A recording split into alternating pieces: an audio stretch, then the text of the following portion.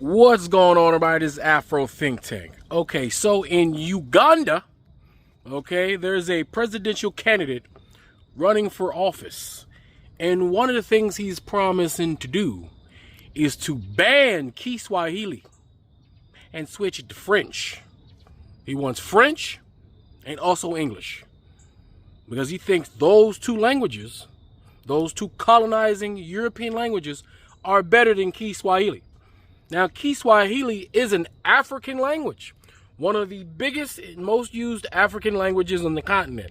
Now, it does have elements of Arabic in it, but it is in fact an indigenous African language. And somehow, this guy running for the president of Uganda, now, you know he ain't gonna win because you think whatever Mussolini, whatever his name is, you think he gonna let this shit happen? I don't think so. He's a dictator. All right, but this is happening in Uganda.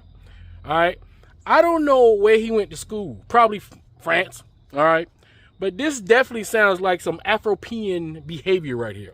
This is some super coon behavior. He is saying, F Kiswahili, F the African language. We want that white language. He prefers the white language, and he is like speaking about this on the campaign trail. Now, here's the thing. Who is he trying to appeal to? Who is the constituency that say, you know what? I'm going to vote for that guy because he wants to get rid of this Kiswahili for French. He wants to recolonize. He's a black contractor trying to recolonize Uganda with France. It wasn't even France who colonized him the first time, was it? It was Britain, wasn't it? That's why he's speaking in the English. Now they went to France. He trying to switch contract. He trying to switch handlers, huh? He want to switch masters. He want to make sure that them French know everything that they're saying. That's what he want to do. He want to make sure the French know everything that they're saying in business, government, educational-wise, everything. Because he values white language over his own African language. That's some weird shit to be running on. Even if you believe that, why wouldn't you just keep that shit to yourself? But this is Uganda. I'm telling coons will surprise you, all right, about how far they can go with this coonery. All right, and I'm telling you, some of these people running, some of these people in charge, all right, they are older than the liberation of the countries. All right, these are like the old cool generals and colonels and shit who were being paid by the Europeans to destabilize the goddamn countries and start ethnic cleansing and ethnic divides, and then they got rewarded with leadership positions as the presidents and prime ministers and all that shit. If you look at almost every African leader, right, who ain't doing shit, all these ethno-nationalists who are anti-Pan-African because they care more about their specific small little tribe than they do the rest of their countries, the rest of their nations, you will see that they were sponsored, paid for, and trained by the West, for the most part. Or at least educated by the West. Or pushed and backed by the West. This is absolutely ridiculous. Anyway, since ain't nobody else telling you about this crazy shit happening in Uganda, I'm going to let you know. Anyway, I'm going to put this information right here. Y'all tell me what y'all thinking in the comment section. Afro Think Tank. Learn some, teach some. I'm out. We shall ban Swahili as our national language. We shall ban it.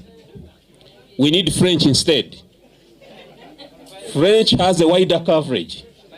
Burundi, they speak French. Congo, they speak French. Rwanda, they speak French. Congo Brazzaville, they speak French. Gabon, they speak French. Central African Republic, they speak French. We don't need Swahili. We need English and French. You won't believe this. When Captain Ibrahim Traore wants to replace the French language with Kiswahili to be the official language of Burkina Faso, Uganda, they want to do the opposite. Uganda's presidential candidate, Monyagwa, he's vowing as soon as he becomes the president, he's going to ban the Kiswahili language. Not just replace it, not just remove it, but ban it from Uganda. Can you believe this? And now, French is going to be the official language of Uganda. As soon as he becomes president, French is the official language of Uganda. Imagine that. He's vowing to take down a language that has united East Africans for literally hundreds of years. He's saying that Uganda needs French more than Kiswahili. He's saying that the French language, it has a wider coverage. He's saying countries like Congo Brazzaville, Congo, Rwanda, Central African Republic, they all speak French, and so Uganda should also speak French because they speak French. After he made these remarks, the internet went crazy. They started making up theories. Some of them were saying that this guy is a puppet of the French. The French wants to take down Museveni, and so they're going to use this guy to put him in power, and in that way, France will be controlling Uganda using this guy. Others are saying he's just ignorant. He doesn't know how much pain that French language has brought to Africa. He doesn't know how much suffering that French language has brought to West Africa. But you guys let me know, is he a puppet of the French or is he just ignorant? Uganda people, is everything okay over there? Listen, once you see an African that has been colonized mentally, spiritually, educationally, physically, you will just understand, even from the way they talk. This one is a Uganda presidential candidate. He's trying to be president, but listen to what he has to say. Let's listen. We shall ban Swahili as our national language. We shall ban it. We need French instead. French has a wider coverage. Burundi, they speak French. Congo, they speak French. Rwanda, they speak French. Congo Brazzaville, they speak French. Gabon, they speak French. Central African Republic, they speak French. We don't need Swahili. We need English and French. Our leaders. Hey, these are the kind of leaders we have in Africa. You can tell this man is well colonized. He's colonized educationally, mentally, physically. You can tell from the way he speaks. You want to ban Swahili and keep French. In a country that they don't even speak French, you want to keep French in the bring now.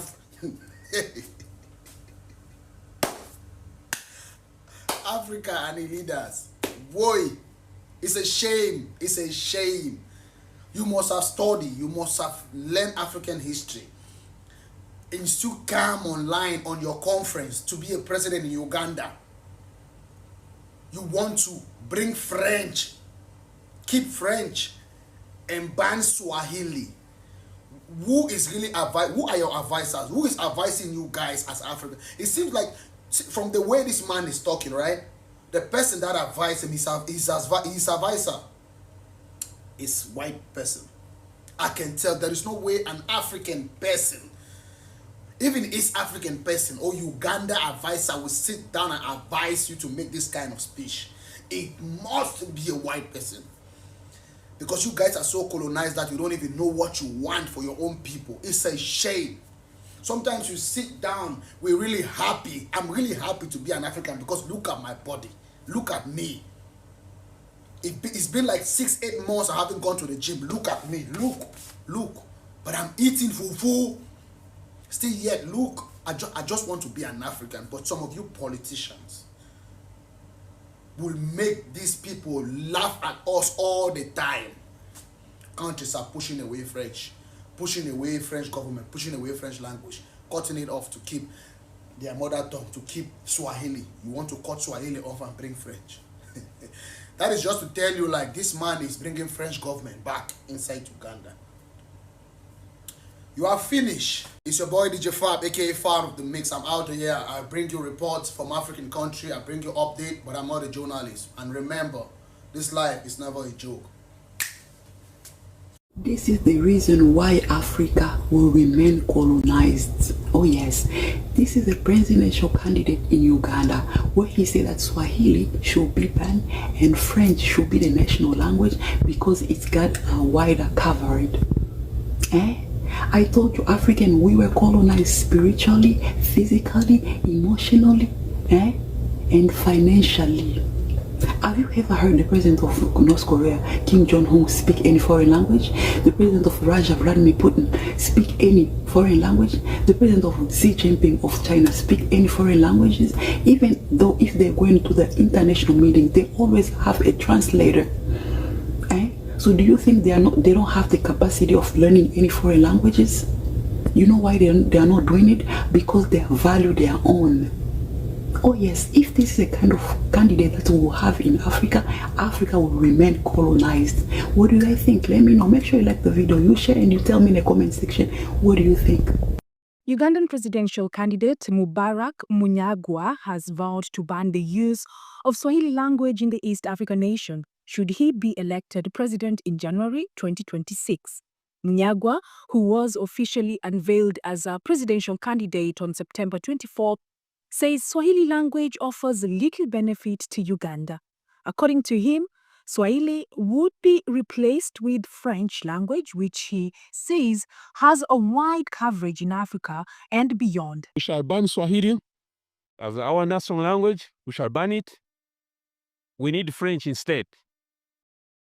French has a wider coverage. Burundi, they speak French. Congo, they speak French.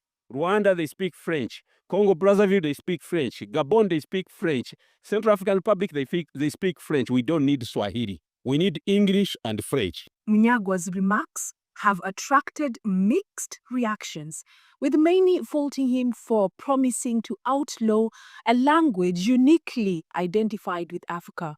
Swahili is widely spoken in Eastern Africa and parts of Southern Africa. It particularly unites the East African Community (EAC) countries, which Uganda is part of. According to the United Nations, more than 200 million people speak Swahili globally, underscoring its linguistic importance. Uganda adopted Swahili as its official language in July 2022, making it the country's second official language after English. Munyagwa's pledge to ban Swahili and embrace French comes at a time several French-speaking African countries are downgrading the foreign language's official significance. For instance, in late March 2025, Niger dropped French as its national language and replaced it with Hausa. The West African nation's government said the move was aimed at erasing Niger's colonial links to France. Niger followed in the footsteps of its Sahel neighbor Mali, which relegated French language from official to a working language in July 2023. But who exactly is Munyagwa, the Ugandan presidential candidate seeking to ban Swahili and replace it with the French? He is the leader of the Common Man's Party, CMP, which was formed less than 3 months ago. The party has officially been approved and is eligible to field candidates in Uganda's January 2026 election. CMP says that key on its manifesto is to fight for justice for all single mothers in Uganda, revamp the nation's economy, and champion the country's social and political justice. CMP recently said it will publicly fundraise for Munyagwa's presidential campaigns. Munyagwa is a former mayor of a division in the capital, Kampala, and is also a former member of Uganda's parliament. Uganda's political journey has been complex since independence more than 60 years ago. Current President Yoweri Museveni has ruled for about 70% of Uganda's post-independence period. British brutal colonial rule ended on October 9, 1962, ushering in a dawn of optimism. Despite independence, the Queen of England, Elizabeth II, continued to be Uganda's head of state until October 1963. Uganda's first post-independence president was Sir Edward Mutesa II, who ruled from 1963 to 1966, while Milton Obote was Prime Minister. First Prime Minister Milton Obote played a pivotal role in shaping Uganda's early post-independence politics. Obote, a Pan-Africanist, was instrumental in Uganda's independence struggle. He implemented policies that clashed with Western interests during his rule, including nationalization of industries and banks. Obote's administration abolished parliamentary system and adopted presidential system in 1966. He then became president until his overthrow in 1971 by General Idi Amin, another Pan-Africanist and firebrand leader. Amin was ousted in 1979. What followed immediately was a quick succession of leaders including Yusuf Lule, Godfrey Binaisa and Paulo Muwanga, who all ruled for just about 1 year combined. Milton Obote then returned to power after winning the 1980 elections, serving until 1985 when he was overthrown again by the military led by General Tito Okello Lutwa. Then, in 1986, current President Yoweri Museveni ousted Lutwa's government following a long guerrilla war. Museveni promised to restore democracy, security, and economic stability in the country, which is blessed with vast mineral resources, including oil, gold, and copper, as well as agriculture. Uganda returned to democracy in 1996, With Yoweri Museveni winning the presidential elections, he has also won all subsequent elections, now seeking his 7th term in the upcoming polls scheduled for January 2026. Museveni and his supporters say his government has maintained security and stability as well as steady economic progress, citing GDP growth from $34 billion to $66 billion in recent years. But his critics accuse his government of human rights abuses, which he denies. In the upcoming elections, he faces challenges from 7 candidates, including his main challenger, 43-year-old musician turned politician Bobi Wine, who lost the 2021 elections to Museveni. If 82-year-old Museveni wins the next elections, he could extend his rule for 45 years. If he loses, it will mark the end of an era in Uganda. Free Sudan! Boycott diamonds and gold! Free Sudan! Boycott diamonds and gold! We most definitely cannot forget about the people of Sudan! Thanks for watching Afro Think Tank. Don't forget to like, share, and subscribe. And follow me on Substack and Patreon for more content. Remember, it's Pan-Africanism or nothing.